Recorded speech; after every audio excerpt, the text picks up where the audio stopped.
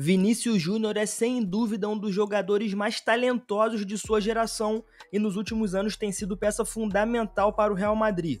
Os seus dribles desconcertantes, a sua velocidade e habilidade para decidir partidas o colocaram entre os melhores do mundo. No entanto, quando se trata de vestir a camisa da seleção brasileira, o brilho de Vinícius parece diminuir. O jogador não consegue render nem perto do esperado. O que acontece com ele quando ele joga pela seleção? Porque um jogador com tanto talento e reconhecimento internacional ainda não conseguiu se firmar como referência no time brasileiro. É o que vamos descobrir hoje. Seja bem-vindo ao Analisando o Jogo, seu espaço de análises e história sobre o esporte. Vambora! Bom, Vinícius Júnior foi convocado pela primeira vez para a seleção brasileira principal em 28 de fevereiro de 2019. O então técnico Tite justificou a sua escolha pelo desempenho crescente e impressionante do jovem no Real Madrid. Vinícius havia se destacado após a sua chegada na Europa, mostrando uma evolução significativa em relação ao que apresentava no Flamengo. Dessa maneira, com apenas 18 anos, a sua convocação foi vista como o início de uma nova era para o ataque da seleção. No entanto, o início não foi marcado por um grande momento, muito pelo contrário, foi de grande frustração. Apenas uma semana após ser chamado pela primeira vez, o jogador sofreu uma lesão grave durante uma partida da Champions League contra o Ajax. Ele rompeu os ligamentos do tornozelo, um momento que marcou o fim precoce da sua temporada de estreia completa com o Real Madrid e adiou a sua sonhada estreia com a camisa da seleção brasileira principal. Logo após se recuperar, Vinícius finalmente fez a sua estreia em um amistoso contra o Peru no dia 10 de setembro de 2019. Ele entrou em campo aos 27 minutos do segundo tempo, substituindo o Richarlison. Mesmo com pouco tempo em campo, Vini teve a chance de mostrar a sua habilidade. Ele participou de algumas jogadas, mas acabou desperdiçando uma oportunidade clara de empatar o jogo nos minutos finais, quando chutou para fora. Essa estreia mostrou pouco do que ele poderia oferecer, um jogador habilidoso e veloz, mas ainda em processo de amadurecimento.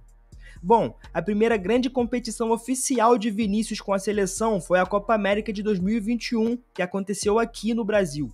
A expectativa era de que ele pudesse finalmente mostrar o seu valor em um torneio importante. Contudo, a sua participação foi limitada. Vini começou a competição no banco e permaneceu assim durante boa parte do torneio. Entrou em campo nos minutos finais contra a Venezuela na estreia, quando o Brasil já estava vencendo por 3-0. Nos jogos seguintes, continuou sendo utilizado como uma opção de banco. Contra o Equador, entrou aos 17 minutos do segundo tempo, na partida que terminou empatada por 1-1. Já na semifinal contra o Peru, participou dos minutos finais e recebeu um cartão amarelo. Na final contra a Argentina, entrou aos 17 minutos do segundo tempo, mas não conseguiu evitar a derrota brasileira por 1-0. O Brasil perdeu o título em pleno Maracanã e Vini encerrou a sua primeira Copa América com 4 aparições e nenhum gol ou assistência. Nesse ano, o jogador somou 177 minutos em campo pela seleção brasileira, distribuídos em 7 partidas. Apesar de seu talento e potencial evidentes, ele enfrentava dificuldades para se firmar como titular. O esquema de jogo de Tite, que prezava por uma abordagem mais conservadora, priorizava atacantes mais experientes ou já adaptados ao estilo de jogo coletivo da seleção. Vini, por outro lado, ainda precisava conquistar a confiança do treinador e mostrar que poderia ser decisivo não apenas como uma promessa talentosa, mas como um jogador que realmente faria diferença em jogos importantes. Um dos principais desafios de Vinícius nesse período foi adaptar o seu estilo de jogo. No Real Madrid, ele começava a se destacar em partidas onde tinha espaço para explorar a sua velocidade e sua habilidade no mano a mano. Na seleção, muitas vezes ele enfrentava defesas fechadas que exigiam uma paciência e precisão maiores nas jogadas. Vinícius se mostrava muito impetuoso, buscando sempre o drible e a jogada individual, mas essa abordagem nem sempre era a mais eficiente. Bom, um ano depois, contra o Chile, nas eliminatórias para a Copa do Mundo de 2022, saiu finalmente o primeiro gol de Vinícius Júnior pela seleção. Foi um momento marcante, claro, não apenas pelo gol em si, mas pelo contexto. A seleção já estava classificada para o Mundial e Tite começava a testar diferentes formações e jogadores visando a definição do elenco final. Vinícius recebeu um passe de Antony e com tranquilidade bateu cruzado para marcar o segundo gol da vitória por 4-0. Apesar do gol nas eliminatórias e do aumento gradual de minutos em campo, o papel de Vinícius Júnior na seleção ainda era um tema de debate. Ele era visto como uma grande promessa e uma peça potencialmente decisiva para o ataque brasileiro, mas ainda estava longe de ser de fato um dos protagonistas da equipe. No entanto, já mostrava sinais de amadurecimento. No Real Madrid, ele continuava a evoluir e se tornar mais decisivo, formando uma parceria letal com Benzema. Essa evolução chamou a atenção da comissão técnica do Brasil, que começou a considerar seriamente o papel de Vini como titular no esquema ofensivo. Ainda assim, ele precisava mostrar que poderia transferir esse desempenho para a seleção, especialmente em momentos decisivos nas grandes competições, onde a cobrança sem dúvida é ainda maior. E foi assim que ele chegou ao Mundial de 2022 como um dos jogadores mais aguardados pela torcida brasileira. Aos 22 anos, ele vinha de uma temporada espetacular no Real Madrid, onde foi peça-chave na conquista da Champions League do Campeonato Espanhol. Tite, então técnico da seleção, incluiu Vini na lista final para o torneio no Catar, deixando claro que ele seria uma das principais peças ofensivas da equipe. A expectativa, claro, era alta, pois o jovem atacante finalmente parecia pronto para assumir o papel de protagonismo na seleção ao lado de Neymar.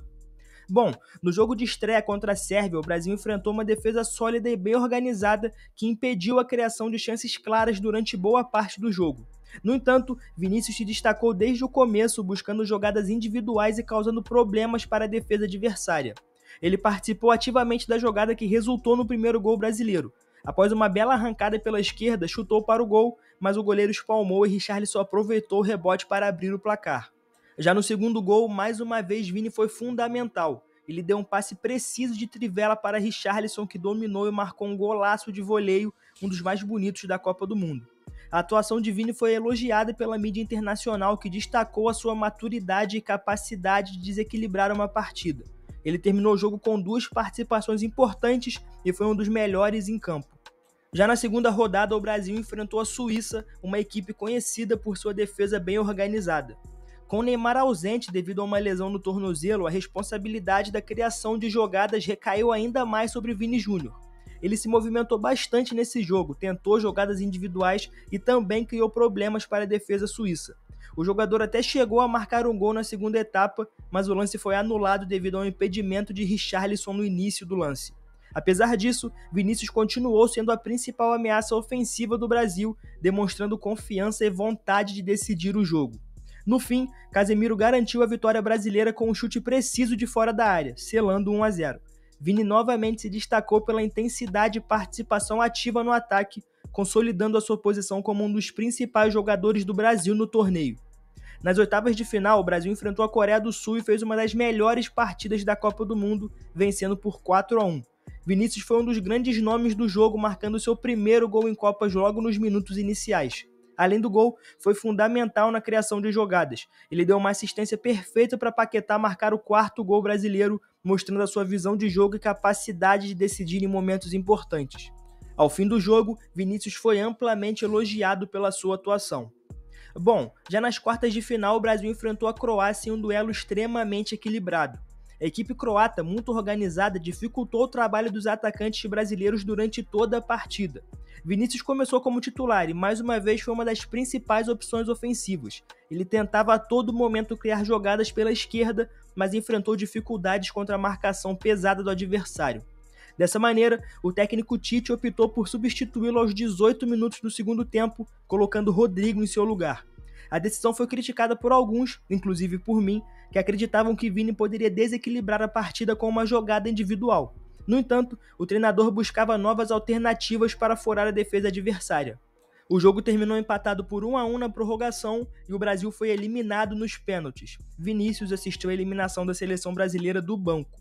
Ao todo, o jogador atuou em 4 partidas na Copa do Mundo de 2022, somando 272 minutos em campo. Ele marcou um gol e deu 2 assistências, sendo peça-chave na fase de grupos e nas oitavas de final.